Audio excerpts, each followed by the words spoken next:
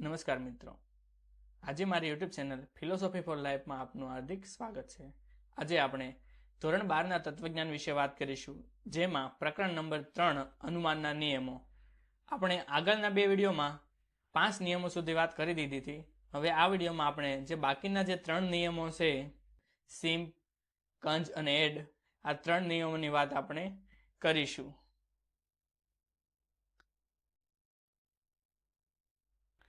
જોઈએ આપણે 6 નંબરનો નિયમ છે સરળીકરણને લગતો નિયમ. કયો? સરળીકરણને લગતો નિયમ એટલે કે સિમ્પનો નિયમ. શેનો નિયમ? સિમ્પ. ટૂંકમાં એને સિમ્પ કહેવામાં આવે છે, પણ ગુજરાતીમાં એને સરળીકરણને લગતો નિયમ તરીકે ઓળખવામાં આવે છે. જોઈએ એનું કથન કે જો પી વિકલ્પન જો પી સમુચય ક્યુ એ વિધાન આપેલું હોય તો એમાંથી પી કે ક્યુ એ કોઈ પણ એક વિધાનને નિષ્પન્ન કરી શકાય છે. કે જો આપણી સમક્ષ પી સમુચય ક્યુ વિધાન આપેલું હોય તો તેમાંથી આપણે પી નિષ્પન્ન કરવું હોય તો પી પણ નિષ્પન્ન કરી શકાય અને ક્યુ નિષ્પન્ન કરવું હોય તો ક્યુ પણ નિષ્પન્ન કરી શકાય. એટલે કોઈ પણ એક નિષ્પન્ન કરી શકાય અથવા તારવી શકાય. ત્યારબાદ સમર્થન જોઈએ કે જો પી સમુચય ક્યુ એ વિધાન સત્ય હોય તો પી વિધાન પણ સત્ય જ હોય, કારણ કે પી સમુચય ક્યુ એ સામુષિક વિધાન જો સત્ય હોય તો એનું એક સમુચિત પી સમુચયના સત્યતા મૂલ્યના નિયમ પ્રમાણે અસત્ય હોઈ શકે નહીં. એનો મતલબ કે સત્ય જ હોય છે. સમુચયનો મૂળ નિયમ એવો છે કે જો બંને વિધાનો સત્ય હોય તો જ સમગ્ર સંયુક્ત વિધાન સત્ય બને, અને જો સમગ્ર સંયુક્ત વિધાન સત્ય હોય તો તેમાંથી તારવેલો પી કે ક્યુ કોઈ પણ સત્ય જ હોય છે. તો જોઈએ એનું રૂપ. એના બે રૂપ છે. પહેલું રૂપ છે કે પી સમુચય ક્યુ આપેલું હોય તો તેમાંથી આપણે પી નિષ્પન્ન કરી શકાય અથવા પી તારવી શકાય. સરળીકરણ એટલે કે નીચે ઉતારવાનું. કોઈ પણ પી સમુચય ક્યુ આપ્યું હોય તેમાંથી પી આપણે નીચે ઉતારી શકવા તારવી શકાય. અને ત્યારબાદ છે બીજું કે પી સમુચય ક્યુ આપેલું હોય તો એમાંથી ક્યુ આપણે નિષ્પન્ન કરી શકાય અથવા ક્યુ આપણે તારવી શકીએ છીએ. એટલે તમને જે જોતું હોય એ તમે તારવી શકો છો. જોઈએ કે રૂપનું સત્યતા કોષ્ટક, દલીલના રૂપનું. પી ક્યુ બે જ વિધાનો છે તો આપણું આધાર વિધાન શું છે? પી સમુચય ક્યુ. તો સમુચયનો જે મૂળભૂત નિયમ છે કે ટી તો જ ટી, તો અહીંયા બંને જગ્યાએ ટી છે એટલે કે બંને વિધાનો સત્ય છે, તો એનું સમગ્ર સમુચય વિધાન કેવું બનશે? સત્ય બનશે. અને ત્યારબાદ આપણને બીજી કોઈ જગ્યાએ આપણને ટી જોવા મળતા નથી, એટલે બીજી બધી જગ્યાએ શું આવશે? એફ અને એફ જ આપણે જોવા મળશે. અને આપણું ફલિત વિધાન છે પી, તો અહીંયાથી ઉઠાવીને અહીંયા આપણે મૂકી દેવાનું છે, કોપી પેસ્ટ કરી દેવાનું છે. અને ત્યારબાદ આપણે જોઈએ કે પ્રામાણ્ય. તો જોઈએ કે આધાર વિધાન સત્ય હોય અને ફલિત વિધાન અસત્ય હોય એવું આપણને ક્યાં જોવા મળે છે? અહીંયા આધાર વિધાન સત્ય છે તો એનું ફલિત વિધાન કેવું છે? સત્ય જ છે. અને બીજે આધાર વિધાન સત્ય હોય એવું ક્યાંય આપણને જોવા મળતું નથી. આથી આ નિયમ કેવો સાબિત થશે? પ્રમાણભૂત સાબિત થશે. જોઈએ ઉપરના સત્યતા કોષ્ટકમાં આધાર વિધાનની બધી હરોળો જોતા એ સ્પષ્ટ થાય છે કે પહેલી હરોળમાં આધાર વિધાન સત્ય છે. કેવા છે? આધાર વિધાન સત્ય છે. ત્યારે એ જ હરોળમાં ફલિત વિધાન પણ સત્ય છે. જ્યારે આધાર વિધાન સત્ય હોય ત્યારે તેનું ફલિત વિધાન અસત્ય હોય એવું એક પણ સ્થાનાપતિ નિર્દેશન આ રૂપમાં પ્રાપ્ત થતું નથી. આથી દલીલનું આ રૂપ પ્રમાણભૂત સાબિત થાય છે અને આ રૂપ દ્વારા વ્યક્ત થતો સરળીકરણને લગતો નિયમ પ્રમાણભૂત સાબિત થાય છે. અને આ નિયમને અંગ્રેજીમાં સિમ્પ્લિફિકેશન કહેવામાં આવે છે. શું કહેવામાં આવે છે? સિમ્પ્લિફિકેશન. અને તેથી આ નિયમને સંક્ષેપમાં સિમ્પ કે તરીકે ઓળખવામાં આવે છે. તો કહેવામાં આવે તમને સરળીકરણને લગતા નિયમને ઇંગ્લિશમાં શું કહેવામાં આવે છે? તો તમારે લખવાનું સિમ્પ્લિફિકેશન, અથવા એમ કહેવામાં આવે કે ટૂંકમાં તમને શું કહેવામાં આવે છે સરળીકરણના નિયમને, તો ત્યાં તમારે લખવાનું કે સિમ્પ કહેવામાં આવે છે. શું કહેવામાં આવે છે? સિમ્પ. ત્યારબાદ જોવા જઈએ સમુચયને લગતો નિયમ. કયો નિયમ? સમુચયને લગતો નિયમ. અને આ નિયમમાં એક ખાસિયત છે કે આ નિયમ એક એવો છે કે એનું આધાર વિધાન કેવું છે? સમુચય. કયું છે? સમુચય સંયુક્ત વિધાન. પી સમુચય ક્યુ. બીજા જે નિયમો છે એમાં તમને ક્યાંય આધાર વિધાન એનું સમુચય વાળું જોવા મળશે નહીં, પણ આ એક નિયમમાં જ આપણને એનું આધાર વિધાન સમુચય જોવા મળે છે. ત્યારબાદ જોવા જઈએ સમુચયને લગતો નિયમ. સમુચયને લગતો નિયમ એટલે કે કંજને લગતો નિયમ. કયો નિયમ? કંજને લગતો નિયમ. જોઈએ કે જો પહેલા વિધાન તરીકે પી અને બીજા વિધાન તરીકે ક્યુ એ બંને વિધાનો આપેલા હોય તો એમાંથી પી સમુચય ક્યુ વિધાનને નિષ્પન્ન કરી શકાય છે. એટલે કે આપણી સમક્ષ જો બે વિધાનો આપેલા હોય, પહેલા વિધાન તરીકે પી અને બીજા વિધાન તરીકે ક્યુ આપેલા હોય તો બે વિધાનોને આપણે સમુચય કારકથી જોડવાના છે અને સમુચય કારકથી જે નવા વિધાનની રજૂઆત થાય છે એટલે કે ફલિત વિધાનની રજૂઆત થાય છે તો તેમાંથી આપણે પી સમુચય ક્યુ વિધાનને નિષ્પન્ન કરી શકાય છે.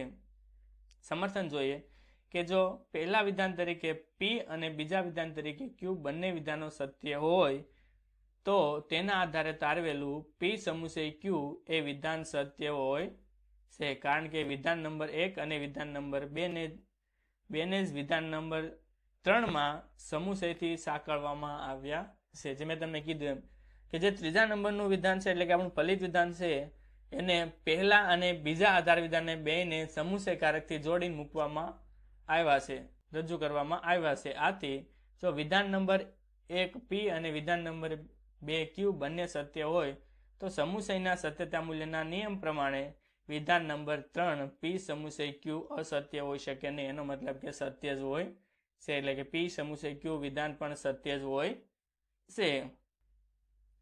એનું રૂપ જોઈએ કે પહેલા આધાર વિધાન તરીકે પી અને બીજા આધાર વિધાન તરીકે ક્યુ આપેલું હોય તો તેના આધારે આપણે પી સમુચય ક્યુ ફલિત વિધાન નિષ્પન્ન કરી શકીએ અથવા તારવી શકીએ. જો આ તમને આનું રૂપ આવડી જશે, આ રૂપ આવડી જશે એટલે તમે એના આધારે કથન પણ રજૂ કરી શકશો અને એના આધારે સમર્થન પણ રજૂ કરી શકશો. અને રૂપના આધારે જ આપણે સત્યતા કોષ્ટક બનાવીએ છીએ, તો સત્યતા કોષ્ટક પણ તમે બનાવી શકશો. તો બે મુખ્ય સાદા વિધાનો છે એટલે કે બે સ્તંભ પી અને ક્યુ અને બે સ્તંભ છે એટલે બે સાદા વિધાનો છે એટલે હરોળની સંખ્યા થશે 4, 2 ટી અને 2 એફ, ત્યારબાદ ટીએફ. પહેલું આધાર વિધાન કયું છે? પી. કયું આધાર વિધાન? પી.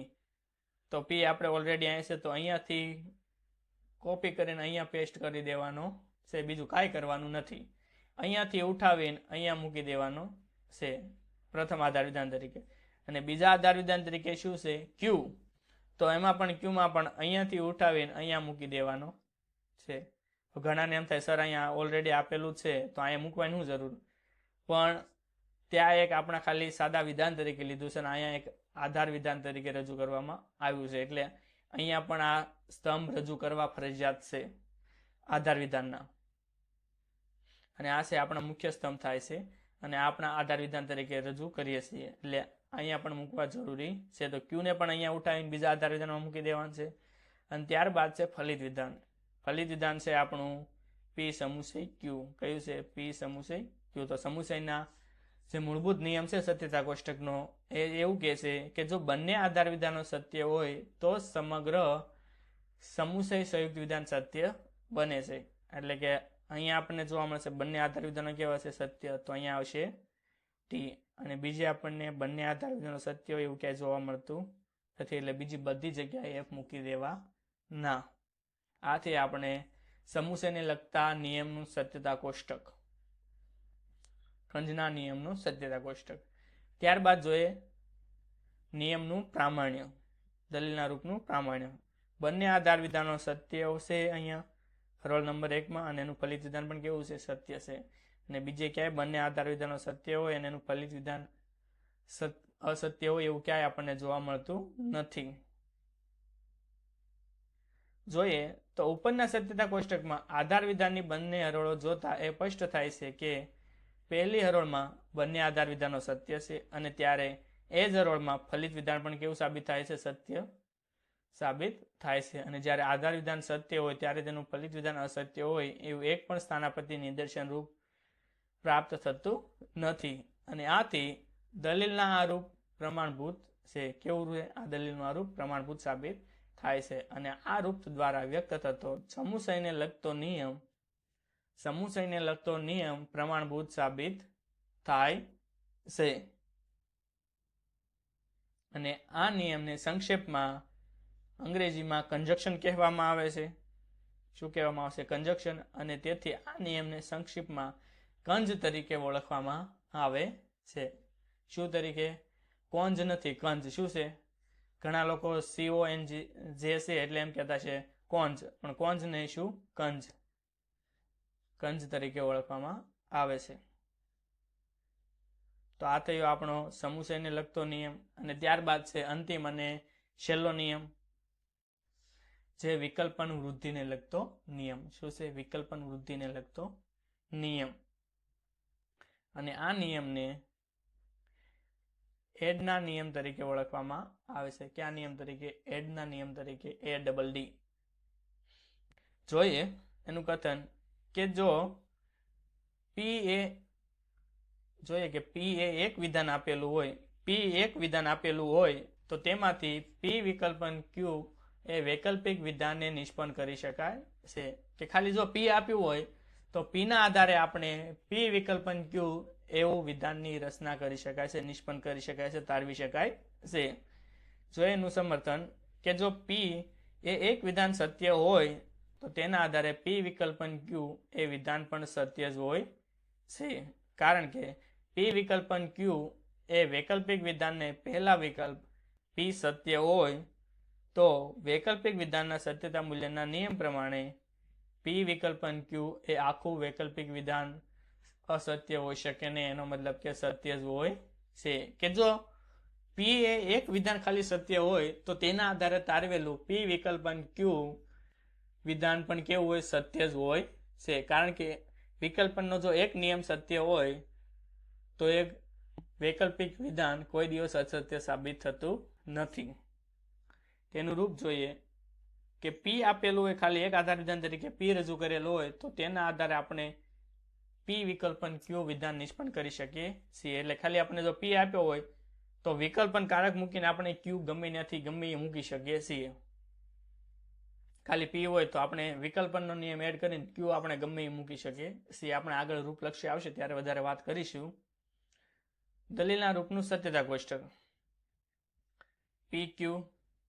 અને આધાર વિધાન તરીકે શું છે? P. તો આધાર વિધાન અહીંયાથી આપણે P ઉઠાવીને અહીંયા આપણે કોપી પેસ્ટ કરી દેવાનો છે. અને ત્યારબાદ આપણું ફલિત વિધાન છે P વિકલ્પન Q. તો વિકલ્પનના મૂળભૂત નિયમ પ્રમાણે F હોય એટલે કે બંને આધાર વિધાનો અસત્ય હોય ત્યાં જ આપણને F આવશે. તો અહીં બંને આધાર વિધાનો બંને વિધાનો કેવા છે? અસત્ય છે. તો અહીંયા આવશે F. અને બીજી ક્યાંય આપણને FF જોવા મળતા નથી એટલે બીજી બધી જગ્યાએ આપણને TT મૂકી દેવાના.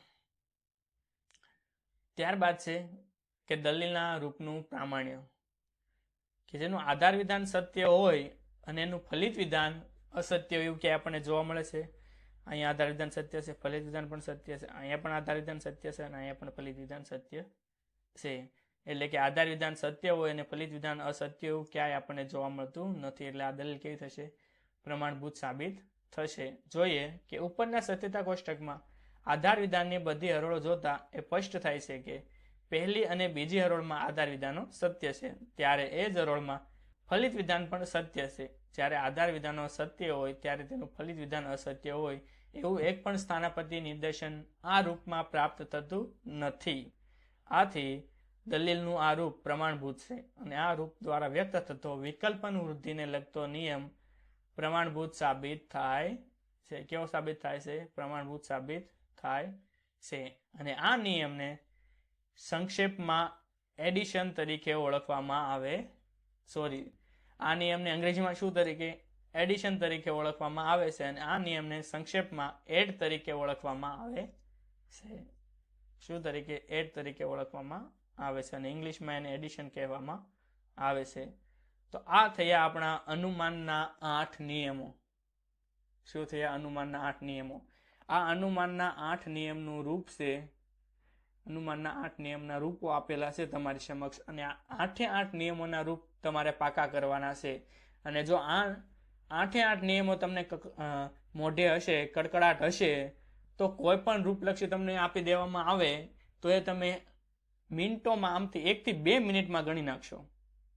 પણ જો આ નિયમો તમને 8 આવડતા હશે તો એ 4 માર્કની અને 5 માર્કની જે તમારે બોર્ડની એક્ઝામમાં રૂપલક્ષીઓ પૂછાય છે એ તમે 1 થી 2 મિનિટમાં તમારા રૂપલક્ષી તમે ગણી શકશો, અને 1 થી 2 મિનિટમાં તમે 3 થી 4 માર્ક તમે કવર કરી શકશો.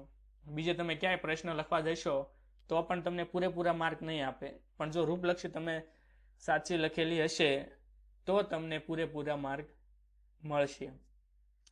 એટલે આ 8 નિયમ છે, MP, MT, SS, DS, CD, SIM, કંજ અને એડ. એ 8 નિયમ તમારે પાકા કડકડાટ કરવાના છે. અને જો આ નિયમ તમને આવડી જશે તો તમે રૂપલક્ષી એકદમ સરળ રીતે ગણી શકશો. અને જો રૂપલક્ષી તમને સરળ રીતે આવી જશે તો આના આધારે તમારા જે અનુમાનના 8 નિયમોના 14 માર્ક છે, 14 માર્ક તમને રોકડા તમારા ખિસ્સામાં આવી જશે. એટલે ભલે ગમે એમ કરવું પડે, આ નિયમો જ તમારે પાકા કરવાના છે. ગોખવા પડે, લખીને પાકા કરવા પડે, જેમ કરવા પડે એમ, પણ એટલા પાકા કરવાના છે. કોઈ તમને ઊંઘમાંથી કોઈ જગાડીને પૂછે કે ભાઈ બોલ એમટીના નિયમનું રૂપ બોલ, તો ત્યાં તમને એમટીના નિયમનું રૂપ ખબર હોવી જોઈએ. એમ કહેવામાં આવે કે એડના નિયમનું રૂપ બોલ, તો એડનું નિયમ તમને ખબર હોવો જોઈએ. તો આ તો આપણા અનુમાનના 8 નિયમો. તો આ વિડીયોમાં આપણે આટલે સુધી રાખશું. હવે આની પછીનો જે વિડીયો આવશે તેમાં આપણે રૂપલક્ષી વિશે વાત કરીશું, અને રૂપલક્ષીના ઘણા બધા ઉદાહરણો આપણે જોવાનો પ્રયત્ન કરશું, અને એના આધારે આપણે શીખશું કે રૂપલક્ષીઓ કઈ રીતે ગણવી અને કઈ રીતે કરવી. તો વિડીયો જો તમને ગમ્યો હોય તો લાઈક કરી, કોમેન્ટ કરી અને પોતાના મિત્રો સાથે શેર કરવાનું ભૂલશો નહીં. અને જો ચેનલને સબસ્ક્રાઈબ નથી કરી તો ચેનલને સબસ્ક્રાઈબ કરી દેજો, અને આગળના જે વિડીયો આવે તે નિહાળતા રહેજો, જેથી કરીને જે રૂપલક્ષીઓ છે એ રૂપલક્ષીઓને તમે સારી રીતે કવર કરી શકો. નમસ્તે.